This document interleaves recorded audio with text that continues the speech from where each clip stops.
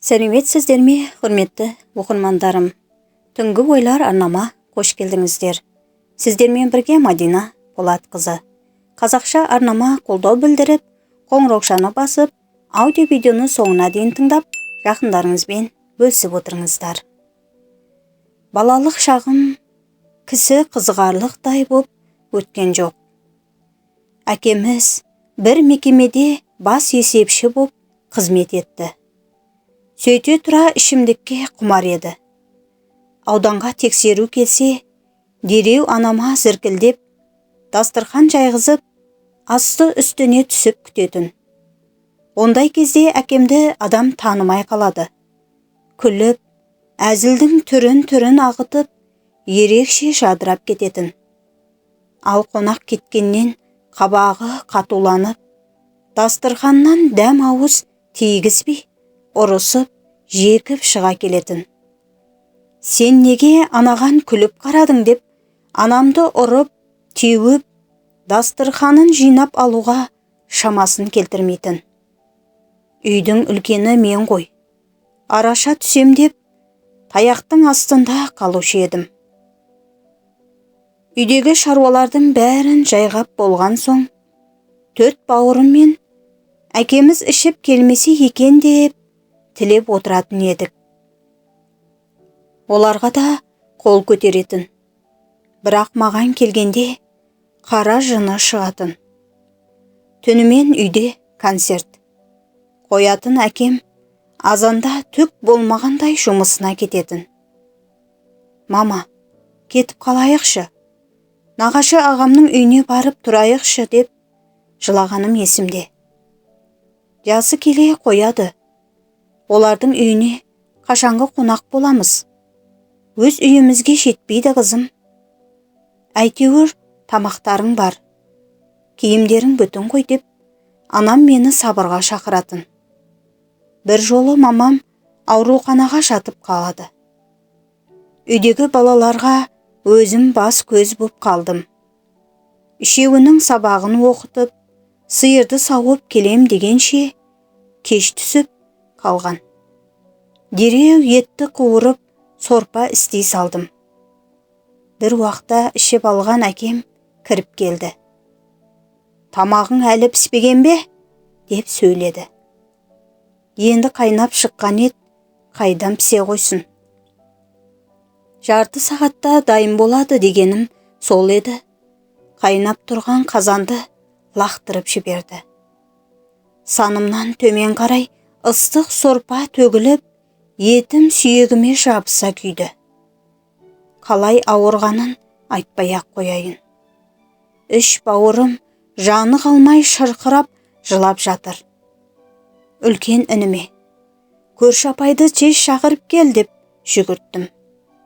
Көршіміз келіп, әкемді қарғап сілеп мені ауруханаға алып кетті.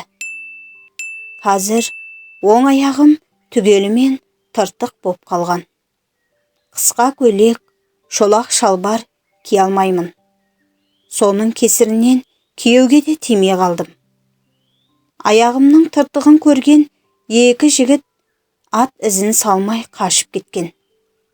Содан кейін менің де жүрегім шайлығып қалды.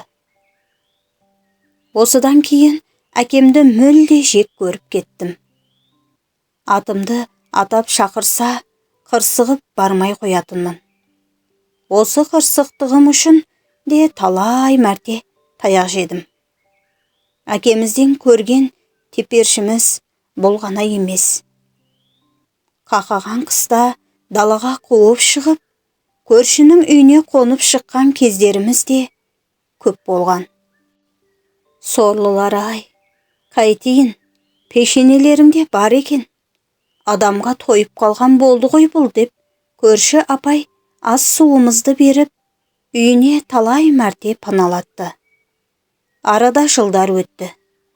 Әкеме деген жек көрушілікті жоя алғам жоқ. Бірақ анамның әкемнен көрген қорлығы мұнымен тоқтамаған екен. Аядай ғана аудан орталығында тұрамыз. Көп өтпей-ақ әкемнің орталыққа жаманаты шыққан бір әйелмен жүргіншілік жасап жүргенін естідік. Жаман әңгіме тез тарайды емес пе? Аузы сүйреңдеген әйелдерге жақсы өсек табылды. Басқа жаман аты алысқа кеткен сол оңбаған әйелді, өзіне тең көрген әкемді одан бетер жек көріп кеттім. Үйге қонбай қалатын кездері көбейген еді. Ол күндері анам жастыққа жасын шылап, түнімен жылап шығады. Таңертең біздерге білдірмейін деп, түк болмағандай, күлгенсігенімен бәрін сеземіз ғой. Сол әйеліне құрып, біздің үйге келмей-ақ қойса екен, қарасын батырсын деп тілейтінмін. Сөйтіп жүрген күндердің бірінде әкеміздің әлгі көңілдесімен бірге соның үйінде газға уланып қайтыс болғанын естідік. Анам қатты жылады. Ал мен жүрегім селт еткенде жоқ. Өзіне де сол керек, сауап болған екен. Ит өлім бұйырды дедім. Көпшіліктің көзінше. Жаназаға жиналғандар шулап, күбір, сыбыр әңгіме боп кетті. Өз қызы болмаған соң жүрегі ауырмайды екен ғой деп, қасындағы адамға сыбырлап жатқан бір жақынымыздың сөзін естіп қалдым. Адам аяғы басылған соң, анамды оңаша шақырып, менің әкем кім деп сұрақты төтесінен қойдым. Сенің әкең өмірден өтіп кеткен қызым. Ол қайтыс болғанда, сен 7 айлық сәби едің. Сосын осы әкең айттырып келіп, соған тигенмін деп жылады. Сонда осы уақытқа дейін әкем деп келген адам маған өгейлік көрсеткен боп тұр ғой. Басқа балаларына да суық еді. Бірақ маған келгенде кейде себепсіз тілдеп жұдырығын ала жүгіруші еді. Сонда менің жазығым не?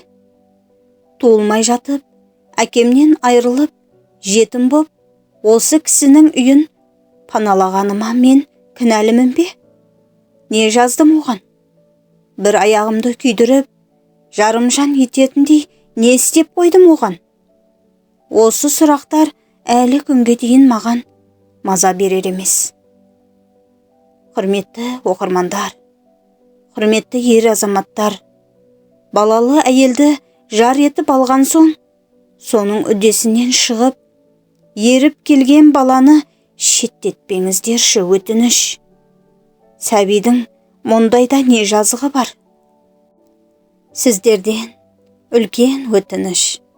Құрметті оқырмандарым, осы тақырыпқа байланысты өз пікірлеріңізді қалдырып, жақындарыңызбен бөлісіп, қазақша арнама қолдау білдіріп, қоңыраушаны басуды ұмытпаңыздар. Сіздермен бірге болған Мадина Полатқызы. Келесі аудио видеомда кездескенше сау, сәлеметте болыңыздар.